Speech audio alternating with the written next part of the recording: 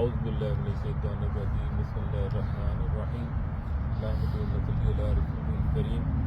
الحمدللہ ابھی اس وقت ہم ڈیلس پہنچ چکے ہیں اور ابھی پروگرام ہے جانے کا ہمارا ڈاکٹر عافیہ صدیقی سے جیل کے اندر ملاقات کے لیے، اور کچھ لوگوں کو ہم نے بلایا ہے، وہ انشاءاللہ ابھی پہنچنے والے ہیں، ان کے ساتھ ہی ہم ابھی نکلیں گے۔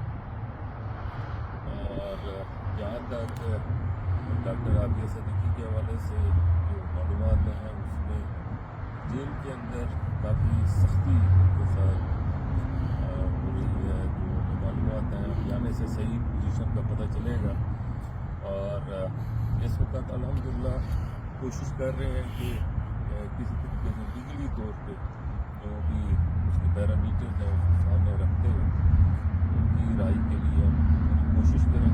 اس میں ہم نے کچھ وکلا اور ماہرین اور کچھ ہمارے جو تعلق والے ہیں ان سب کو اس میں مدعو کیا، اور انشاءاللہ تعالیٰ آج اس کے اوپر بھی کسی جگہ پہ ملاقات ہوگی۔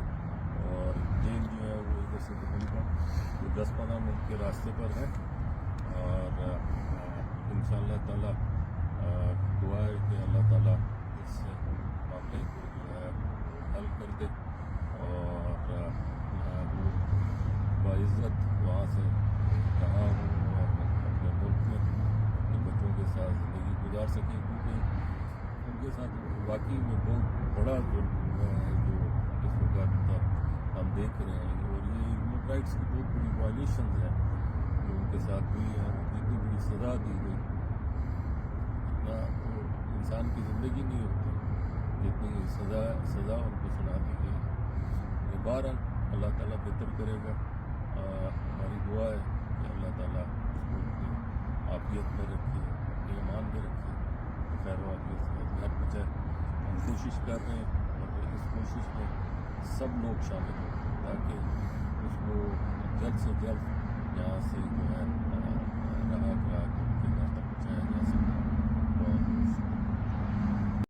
میں ابھی اس کارول جیل سے باہر آیا ہوں، تقریباً 2 گھنٹے کے قریب ملاقات رہی ہے ان کے ساتھ۔ میری جو ان سے جتنی بھی بات چیت ہوئی ہے اس میں وہ ذہنی طور پہ مجھے بہت زیادہ پریشر میں نظر آئی، اور تقریباً 2 گھنٹے تک میں ان کی بات سنتا رہا ہوں، اور میں نے ان سے پوچھا کہ آپ کوئی پیغام دینا چاہیں پاکستان کے حوالے سے، لوگوں کے حوالے سے، آپ کے چاہنے والوں کے حوالے سے۔ ان کا ایک ہی پیغام تھا، مجھے جلد از جلد یہاں سے آزاد کرایا جائے۔ اور میں ذاتی طور پر سمجھتا ہوں کہ وہ کافی مشکل میں ہے، کافی تکلیف میں ہے۔ آج تقریباً صرف اسی جیل کے اندر ان کو 15 سال ہو گئے۔